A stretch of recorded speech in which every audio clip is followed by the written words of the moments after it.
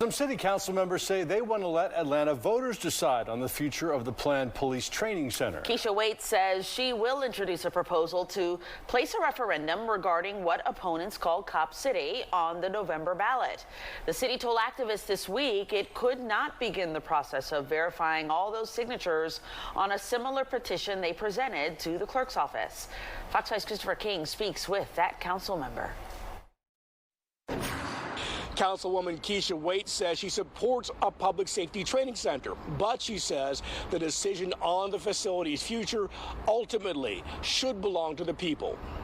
I would have hoped that the process would have played out very, very differently. This past Monday, activists brought boxes to City Hall they say contain more than 100,000 signatures of voters demanding a referendum on the ballot on the future of a $90 million training center for Atlanta police and first responders.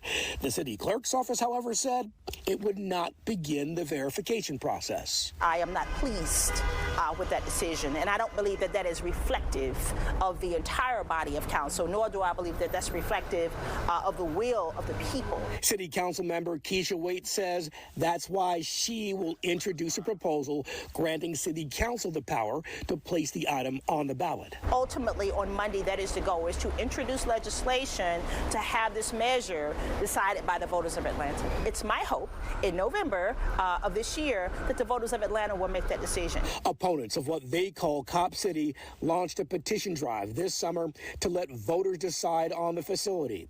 They initially had to meet a deadline of August 21st, but last July a federal judge extended the deadline until late September.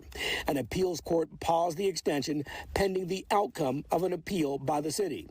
An attorney for the city now argues the clerk cannot verify the petition since it was turned in after the original deadline. Given the court ruling, given the denial of the petitions, it's my belief that the voters ultimately should weigh in terms of how their tax dollars are being spent.